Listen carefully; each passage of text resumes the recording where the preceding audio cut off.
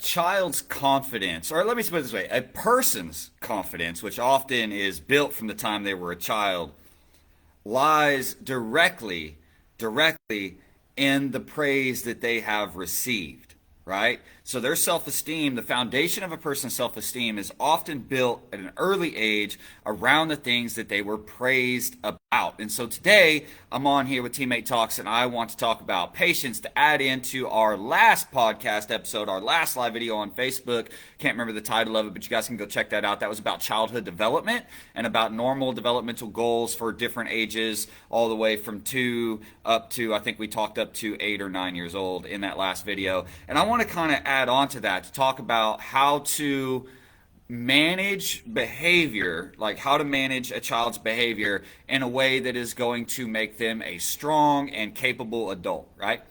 Before I get into that, I do have a couple of announcements I've got to throw out there. One, our biggest party of the year. Every year, it's really huge. We do it outside in the parking lot. Our Halloween party, Haunt the Concrete. Make sure you mark your calendars. Friday, October 28th. We're going to be out there from 6 to 9 p.m. You can come out, play carnival-style games, show us your best costumes, win tons of candy. We got over like 25,000 pieces of candy. We're actually probably going to have closer to 30,000 that we're going to give away in those 3 hours. It's going to be awesome. And be on the lookout, because only a couple weeks after that, the week before the week of Thanksgiving, we do a thing we call the pre-holiday sale. It's our biggest sale of the year. You can get like $100 gift cards for 30% off that are good for here. You can get discounted gear, discounted tuition, discounted uniform, extra uniforms, whatever you might need. That is going to be coming up soon as well. So keep your eye out for that. Then, of course, this Friday, literally tomorrow, I think I got to check the date.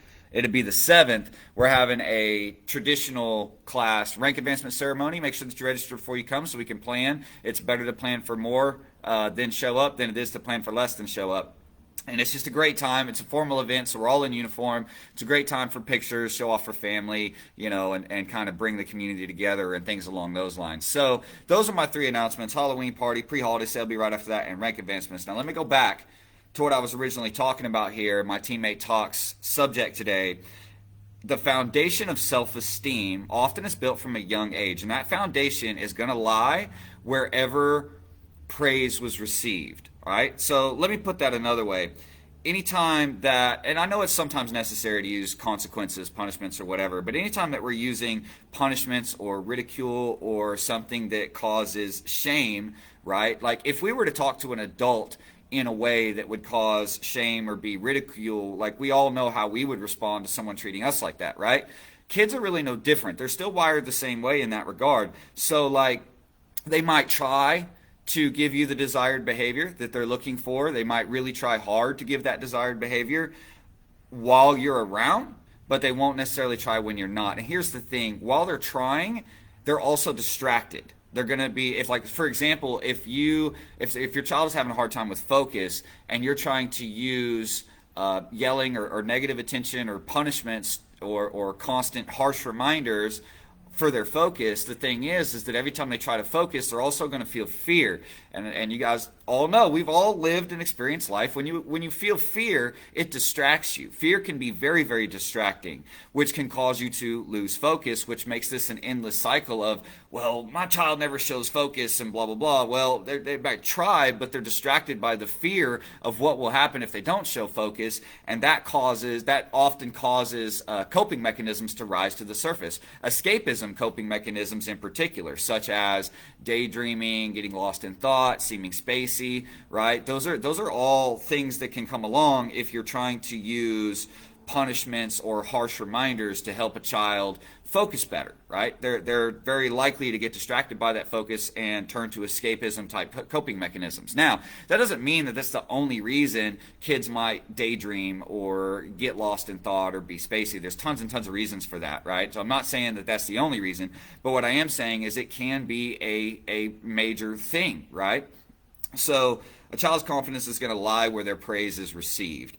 And any kind of the ridicule, shaming, punishments, and things along those lines might cause them, again, to attempt to give you the behavior that you're looking for, but they're going to be distracted by fear, and that distraction can lead to escapism, which is where you get kids that dive into video games for hours at a time and ignore everything else. You get kids that daydream, you get kids that are spacey. Like I said, that's not the only things that cause that, but they very much can. Fear can cause that escapism. So here's the thing.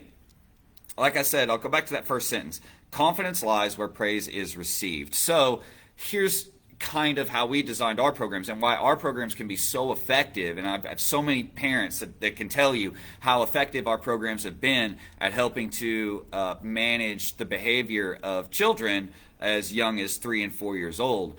A lot of it comes down to, first up, you have to accept where they're at calmly. So that is the definition of patience, by the way, which is our word of the week this week. Patience can be a tough thing to fully understand. A lot of us think, well, it means to wait. Waiting calmly can show patience, but that is not at all what patience means. Patience means to accept things calmly. So the first thing you have to do is accept that kids will make mistakes. The first thing you have to do is accept that in the path of learning, which is a lifelong path, you're going to mess up. You're going to make a lot of mistakes. That is how we learn. And so you have to first accept, if you want to manage a child's behavior or change a child's behavior, you have to first accept that they're going to have misbehavior, right?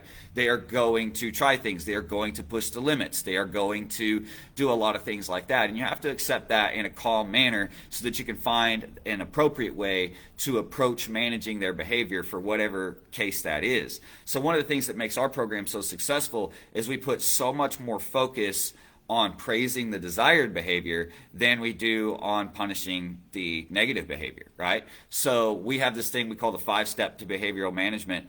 And, the very first step on that is to praise good behavior. So what that means is I got little Johnny's acting up over here. I might praise the good behavior of somebody else, or I might even praise their past good behavior. So if I've only got one student, maybe it's little Johnny there, and they're displaying a behavior that is not preferred, right, for the situation, or maybe not appropriate, right? And they're displaying that behavior, and I want to adjust that behavior. The very first thing I'm going to do is compliment them on a past time that they've done well. So the first thing I'm going to do, I'm not going to get onto them for that behavior first. I might get to that level, but the first thing that I'm going to do is say something along the lines of, man, little Johnny, last week, I don't know if you remember, but we were doing this thing and you were showing so much focus and paying attention. And remember how much fun we had when you were doing that, right? It was so much more fun. And I remember that, and I know you're able to do it. So the thing is, can you bring that into today? Can you focus like that today so we can have fun again? Like, I'm worried that if you keep acting like this isn't going to be fun for either me or you if this continues. But I know we both want to have fun, right? Yeah. High five. Cool.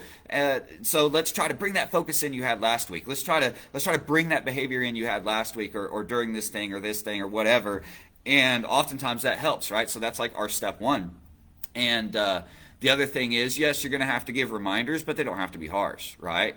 You can give gentle reminders, right? Hey, eyes here, eyes here. You got to see this. We do this in class all the time. This is our second step to the behavior management. So that, let's say that the behavior still continues after that. The second step is gentle, kind, small reminders where it's like I might be talking to them and they, looking all over the place or whatever, and I might go, hey, can you keep your eyes on me a little bit? Look kind of at me so I can tell you're listening. Or for kids that like have neurodivergency that makes it so they have a difficult time looking at people, there are lots of kids like that, and in our program. And with them, it's like I don't worry if they're looking away. What I do with them is look for auditory cues. So I'll be like, hey, so and so, did you catch what I just said? And if they say yeah, I say, all right, did I say this? And I'll say something opposite of what I said. And like, no, you said this. Okay, so you are listening, right? And that's a way I can tell if they're paying attention. These are just tricks I picked up over the years working with kids for well over a decade, right? But like I said, a child's confidence, a child's self-esteem, a person's self-esteem as they grow older is going to lie in the things that they were praised for. So if you want your child to grow up being compassionate and empathetic, then you need to spend much more energy praising the times that they are thoughtful and empathetic than you do punishing the times that they're not. Does that make sense? Right? And then the times that they're not, here's the real key. And this is where parenting gets super hard, in my opinion, because I used to make tons of mistakes like this with my own son up until he was about 5 years old, 4 or 5 years old. I made all these mistakes. And then I learned better, and I've been trying to do better since he was 5. And oh my goodness, the difference has been incredible. And we use these same things when we talk to kids in here, when we talk to parents in here, for our martial arts classes, our parkour classes, because these things are super, super effective. One of the most powerful things that you can do, and this has been proven in psychological studies many, many times, one of those powerful things you can do to change or manage a child's behavior is to get them to convince themselves of what is the right thing. Not tell them what is the right thing, guide them to what is the right thing, and let them make that decision for themselves. If they make that decision for themselves, they're going to be 10 times more likely to stick with that decision than if, you just keep telling them they have to be that way because you want them to be that way, or they have to be that way, right? So one of the ways that I like to do that, first of all, you have to manage your emotions. I get it. It's easy to get frustrated and angry as a parent, but you have to manage those emotions. You can go into your room and yell and kick and scream and punch pillows later, right? Because you're angry. But you can stay calm in that moment. If you can stay calm in that moment, this becomes any mistake becomes a huge teaching moment for kids, right?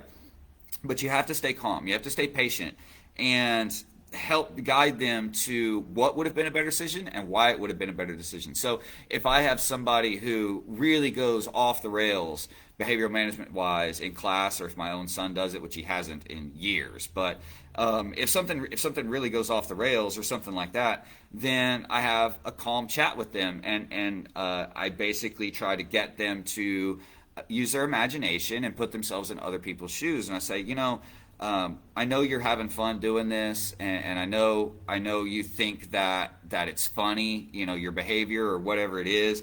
But the thing is I don't know if you realize how it makes other people feel. So let me ask you this. If I was doing this to you, would you be happy? Would you think it's funny? Or would you get angry? Would it be frustrating, right? And I try to get them to enter into a thoughtful place where they start considering, well, what if someone else was behaving like I'm behaving now? What would I think of them, right? And if I can guide them to convince them to make the decision that sort of behavior or whatever it is that they're doing is not something that they would respect in somebody else, then they will make that decision to try not to have that behavior themselves, right? And so, like, famously in my classes, I say things like, "Oh man, are you jumping on my equipment? I don't know if you know, but like, these are my toys. This equipment in here, this is all my toys. So let me ask you this, like, how would you feel if I ran into your room at home and I started throwing all your toys around, and I picked up your Xbox and threw it out the window, or climbed on it and started jumping on it? You probably wouldn't like that very much, would you?" "No, I really wouldn't like that." "Then can you please not do that to my toys? Can you not come in here and throw them around and jump all over them, right? Can we respect my toys? And if you respect my toys, I'll respect your toys," right? And that establishes a boundary for the relationship from teacher to student between me and them, and a boundary in what is fun and things that are allowable and good for everybody, and what is unacceptable behavior, right? That's just one example of many I could throw out there.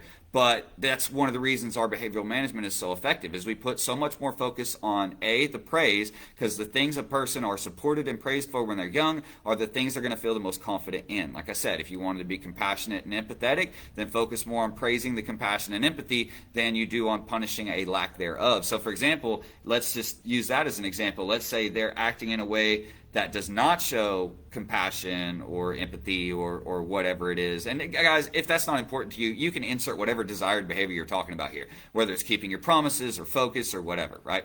But let's say that they're not showing that right now. Well, then what I can do is I can point out times that they did show that, right? And I can praise those times and be like, "Hey, remember that time when you were so thoughtful and I was having trouble with something one day and you came up and you made me a little card, or you helped me, or whatever it might be, right? Remember that? Yeah, that was so awesome of you that you did that." And by bringing that memory back around, they will often shame themselves to a certain extent as to realizing, oh, I am kind of acting like a jerk right now, right? And then you're also pointing out what it is the preferred behavior is, in a way that allows them to convince themselves and make the decision for themselves to act in that better behavior, right? I mean, if you can do that, and it's tricky to learn how to do it in different situations. No one ever said parenting was easy, but it's so highly effective. So let me explain, right? I'll give you a real world example from my own son. So when he first started school, actually before he started school, he showed a lot of signs of a high level of logical intelligence, right? And ability to work with numbers and things like that and regurgitate things. But the problem is it would be like 1 or 2 days he would be on point and do it really well, and then a couple days later he wouldn't be able to do it at all, right?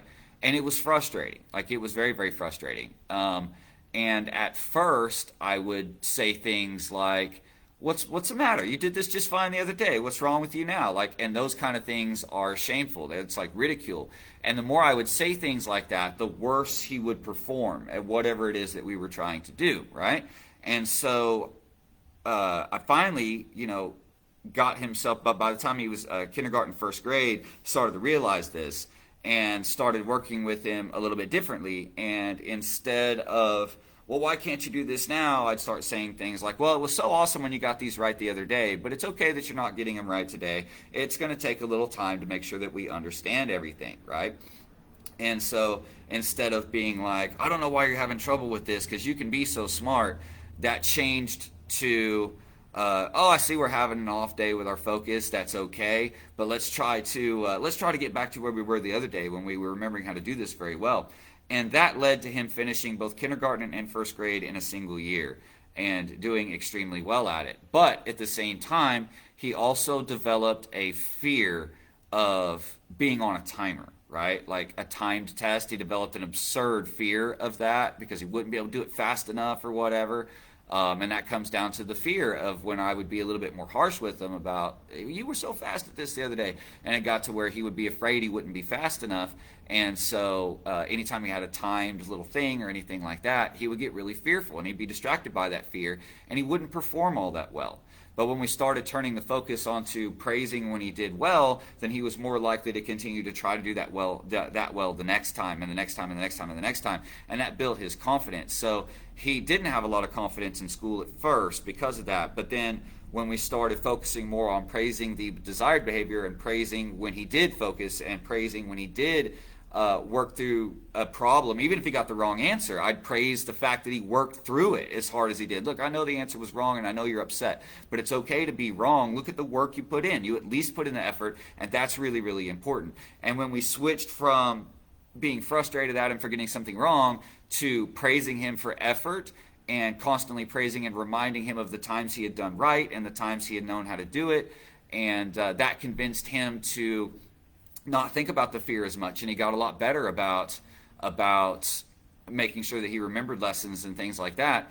And then he ended up getting through kindergarten and first grade in that first year. And it took him another year, I think, to get over the fear of like timers, and then it took him another 2 years to get over the fear of getting questions wrong. And then once he kind of got over all that in the last year or two, his school performance has exploded. I mean, exploded. Like, to complete straight A's. He gets occasional B here and there on a quiz or a test. And I still see the remnants, and I mean, I'm ashamed for it because I still see the remnants of a lack of self-esteem in him, because if he gets like an 80 or an 85 on a test, he starts to beat himself up and get a little ashamed about it. And I know, and I'm ashamed because I know that I caused that by how I was handling his homework and schoolwork when he was 4, 5, 6 years old, right? Because I had a tendency to go to being stern and frustrated if he had trouble with something or was getting something wrong.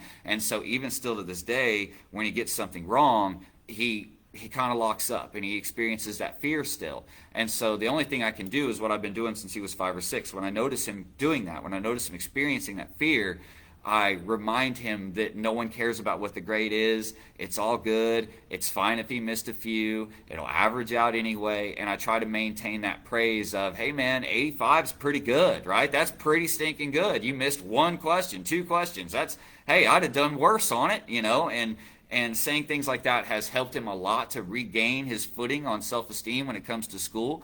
But I mean, I'll tell you right now, I nearly self-sabotaged my own son's school record by thinking that he had to be right all the time, and that if he was right one day and then all of a sudden couldn't remember how to do it, that being harsh and letting my frustration show a little bit was the way to go. But it wasn't. What that was doing was killing his self-esteem when it came to schoolwork. It was killing his self-esteem when it came to logic and math and English and reading. And because I killed his self-esteem, it has now taken me another 5 years since then to try to build his self-esteem back up about that school stuff, right? And it can be turned around, right? Like a person can learn to reseat their self-esteem and their confidence from time to time throughout their entire life. So I'm not saying that like wherever a person's at the beginning is where they're stuck with, but we all want the best start we can have for our kids, right? And honestly, using this style of behavior management where the focus is more on the praise is going to get them, convince them that that is what they want to do, that that is the desired behavior, because they want the attention, they want the praise. Every kid wants attention, they want praise, right? So as long as you put a lot more energy into praising the things that you're looking for, even if they're messing up now, praising them on how they'd acted in the past in a way that was really good, and letting them know that you don't necessarily appreciate how they're acting now, and then trying to show them what it feels like to you, right? Like, hey, bud, if you were in my position and you had a lot to teach or a lot to say or needed to get something out, and you were talking to me and I was constantly looking away or talking over you or yelling at you and not paying attention, like would that be easy for you, or wouldn't you get frustrated, right? And then that would convince them, that gives them a chance to convince themselves of the right kind of behavior. Or for younger kids, if you want to bring it more down to their level a little bit, you could say they're whatever, you're talking to them and there's an undesired behavior. Maybe it's a focus thing, maybe it's that they're talking over you or getting easily distracted or something like that. You can come that back around and say, hey, if we were best friends and we were getting ready to play a game together, right? And you had a game that you wanted to play and you were trying to explain that game to me, but I wasn't listening and I was talking over you and not paying attention and whatever the situation is, how would that make you feel if I didn't care about your game and I was showing I didn't care about the thing that you wanted to play? Well, it wouldn't feel very good because I want to play my game. Okay, well, that's how I feel right now. I'm not feeling very good about this because I have some important things that we need to do, and you're making it very, very difficult for me to do it, And by putting it in terms that they can understand and in terms that is something from something maybe they've experienced with another child or something like that, like I remember Axel one time, it was so funny. I think he was only like 4. And he was never one that threw tantrums in public. He really wasn't one that cried in public or anything a lot. He was great to have out in public when he was a baby. But there were a couple times, And I remember this one time, like he started to get upset about something when we were out in public, and he kind of yelled out one time, and I got close with him, and I was like, "Hey, bud." I was like, I know you're upset, and we can talk this out. But haven't you seen like other kids throwing tantrums in stores and stuff like that before, and kicking and screaming and yelling? Yeah. Well, what did you think of those kids when you first saw them? Did you think, those are people I want to hang out with and play with, or did you think, wow, they're kind of causing a scene and embarrassing themselves? And he was like, well, no, it didn't. I didn't really like with the other kids screaming and yelling. I was like, okay, so maybe it'd be a good idea if we don't do that. Maybe let's stay calm and try to talk this out, right? Yeah. And then I think it was like a year and a half later, I took him into a store and there was a kid kicking and screaming. It happens. It happens. I was lucky with mine. He wasn't bad about that, but it does happen, and I'm not judging anybody. But I had to laugh because this poor lady was wrestling 2 kids who were having a full-out tantrum about something. And we walked by, and Axel looked at him real close, and as we walked on, he turns to me and he's like, was I ever like that? I was like, no, not really, bud. I said, maybe kind of 1 or 2 times you kind of started to be, but you calmed down really, really fast. And he's like, I don't want to be like that. I was like, well, you don't have to be like that. You don't have to kick and scream and cause a scene. We could always talk things out. And he was just like, yeah, I don't think I'm going to do that. And he was only like 5. He was like 4 or 5 at the time. And I thought it was hilarious to hear that come out of his mouth at his age, knowing full well that he had the same capacity to throw a tantrum that they did. Like he did it at home. He just didn't often do it in town. So bringing this back around, yes, it's going to take a lot of patience. It's going to take a lot of acceptance, a lot of calm acceptance, and sometimes it takes time to think up a way to relate the desired behavior to a child in a way that they are going to feel like they can make an informed decision themselves of what the preferred behavior is. So, like, I've got a lot of practice at this, so I generally kind of do it on the spot. But it doesn't mean that if you're not in the same situation, you can't take 10 or 15 minutes to yourself to figure out maybe the best way to approach it in a way that you can relate it to them, right? So this video is just an add-on from the last podcast, He May Talks podcast and live video. You guys can go check that out. I can't remember what it was titled, but the last one was about childhood development. I think we titled it like "It's All Right" or something like that. I can't really remember now. Maybe Miss Rose remembers. I think she's on our Facebook page. Oh my goodness, there's comments there. I didn't know were there. Miss Rose is sharing things she does in her class with the 4 to 6 year olds. So, like, distraction is another good way when you're talking with the really young. And so, in her class, she has students in their spots, like sitting with a ring, and they tend to like to play with these rings, right? And so one of the things she'll say to them is, I need you to press that ring into the ground so it doesn't try to run away. And it turns the desired behavior into a fun game. And that is another way you can go about it, turning the desired behavior into a fun game. It's all in how you say it. Like, we all know that selling stuff and salesmanship isn't about what you say, it's how you say it, right? Well, it's the same thing here. It's basically like, as a parent, you're kind of trying to, if you want to really have a massive impact, then what you really want to try to do is sell your child on the desired behavior, right? Sell it to them. Make them convince themselves that that's the desired behavior for them, not just for you as the parents. And make sure that you are praising the things that you want them to be confident in. So, for example, if you want your child to be confident in school, then make sure you're not ridiculing, shaming, or getting frustrated, but instead praising effort and praising time they do well, even if they're making mistakes, even if they're making all C's or whatever, right? You're still praising that they're putting the work in and this, that, and the other. The more you praise them, the more confident they will feel about the work, and the more likely they are to increase those grades as they keep going. But the more you ridicule them or get onto them for their lower grades, the more likely they are to get distracted by fear when they're trying to take tests and do their homework and things like that. And that fear distraction can lead to escapism, which leads to not getting assignments done or only half finished in them or spending 3 hours on answering 5 questions. If you have that situation with your child, it might be time to talk about why. You know, they might be having that. They might be doing that simply because they are sitting there afraid to get the question wrong, afraid to try to answer it, right? But a lot of praise will make them less afraid to try. And when they're less afraid to try, they're going to do a lot better, right? If you want your child to be great at football, you want them to be great at wrestling, I know that's a big sport around here, right? You want them to be great at those kind of things, then you have to focus more on guiding and praising than you do the coaching. You got to coach, right? The coach will coach, and that's what's expected, right? The kids expect the coach to give them tips to improve and things like that. Like, we do the same thing here. But they also need that praise for their effort. They also need that praise that makes them feel good for even doing it and for even trying it. And that's generally what, they need their parents for. Or their guardians, right? They need that praise to make them feel supported in that endeavor. And if they feel supported in it, they're going to go much farther in it, and they're going to do much better in it than they would if they're pushed through it, if that makes sense, right? Like, and I'm not saying you can't push someone through it, but you can push them through it gently by guiding them to convince them of what the right thing to do is, instead of pushing them harshly, in which case you're basically going to chase them away from whatever skill it is you're trying to teach them. So you're going to chase them away from whatever sport it is you're hoping they participate in. You're going to chase them away from being good at their schoolwork or test taking or that. You're going to chase them away from the desired behavior, right? Because they're going to become so afraid that they have escapism. Now, I can talk about this in an anecdotal form too, because this was me in a nutshell. Like, I always did very well at school. Why did I do well at school? Because I was praised for it from the time I was 3. My brother was not. My older brother was not praised for it, and he did not do well in school. But then while he started school and I wasn't in school yet, I was a little bitty baby, right?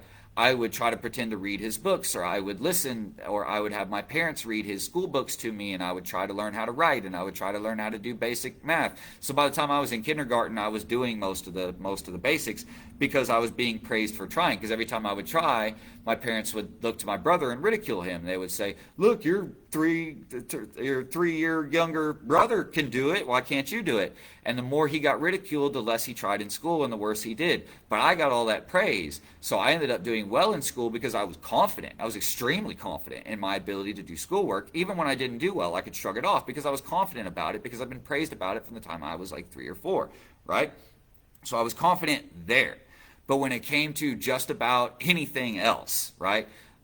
Being social, sports, things along those lines, I was not confident because that's where I got my ridicule, right? I was ridiculed a lot for that and for other things. And so I hit the point that I started daydreaming a lot when I was around at least one of my parents, because I was afraid of being in trouble. And then I started getting praised for that. So I was afraid of being in trouble. I was afraid of doing the wrong thing around this particular parent. So I would just sit there lost in thought and daydream and not do anything because I didn't want to get in any trouble. And then I started getting praised for being so quiet. He's so quiet. He's so mature. He's so good, right? So I'd sit there and I'd say nothing for hours and hours and hours.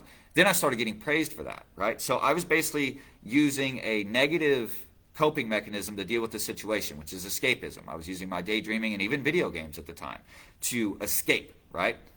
And then I was being praised for using a negative coping mechanism to escape. And because of that, I became comfortable in that coping mechanism. And so it led to much of my life, even up to now, I still face this, when I start feeling a little bit of fear or anxiety in relation to not knowing what to do or what decision to make, then it kicks in and suddenly I can't focus and I'm just daydreaming, or I fall into escapism in video games, books, whatever it is I can find that's going to take me away from it. I'm not saying escapism is a bad thing. What I'm saying is when it becomes your main go-to every time you're afraid of something, then and it causes you to run away from important challenges or causes you to feel extreme fear when it comes to things you've got to deal with in life, then yeah, it's a problem now, right? It's no longer a safe coping mechanism. It's become a problem.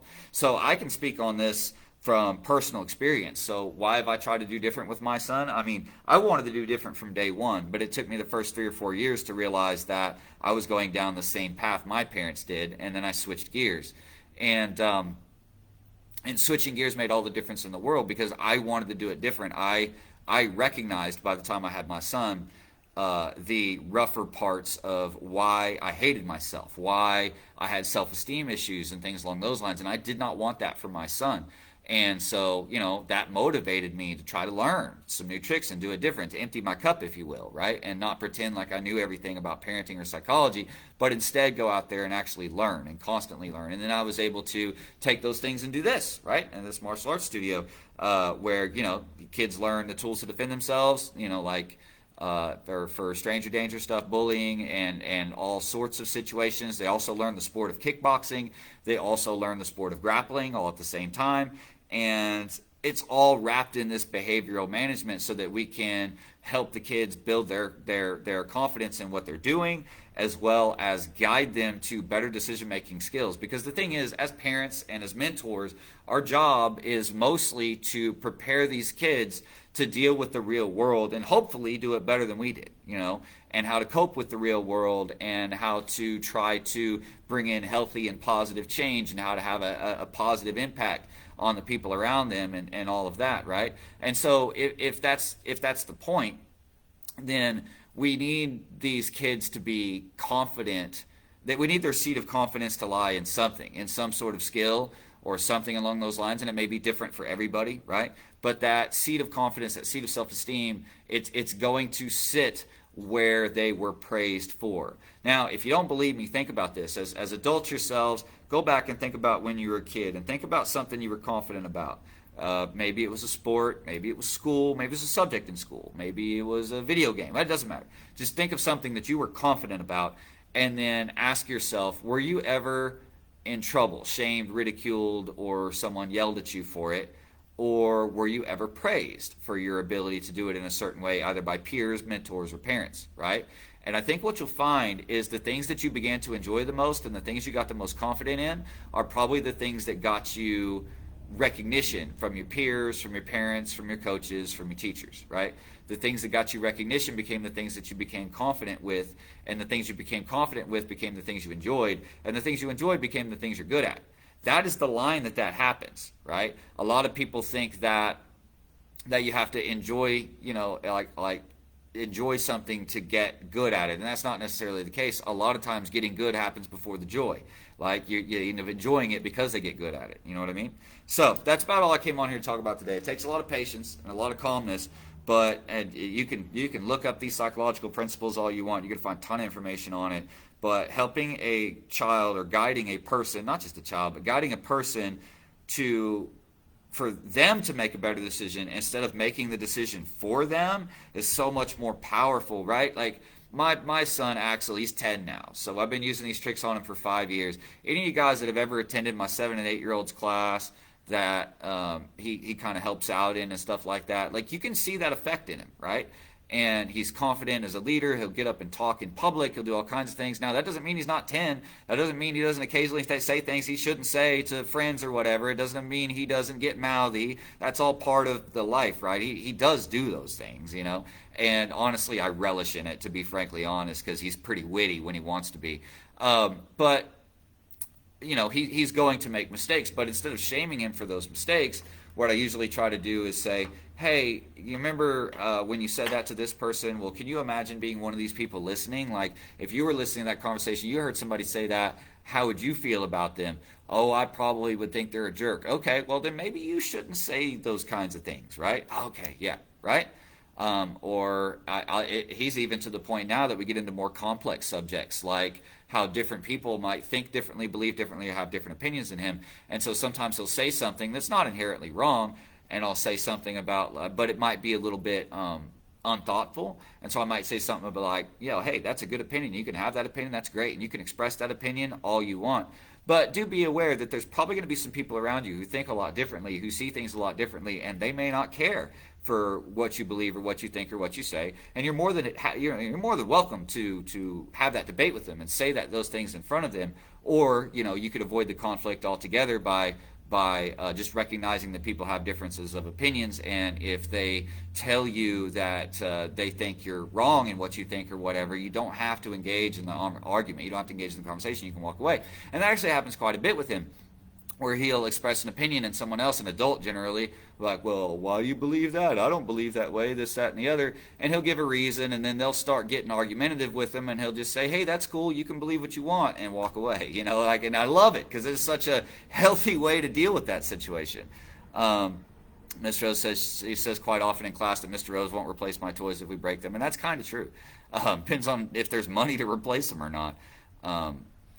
Kids are challenged and don't always get 100. Yes, kids are supposed to be challenged, and they need to learn how to relish the challenge, right? And so in order to relish the challenge, again, that comes down to where their praise lies. So we have an article out there called, I think it's 37 encouragement phrases for parents, 32 encouragement phrases for parents. And one of the things it talks about is giving very specific praise. So instead of saying, hey, you're so smart, saying things like, hey, you did really well using your brain on that assignment, on that thing. You did really well on that one. You put a lot of effort into it. I love how much work you put into it. It's okay if you got something wrong, because they're going to get better. You know what I mean?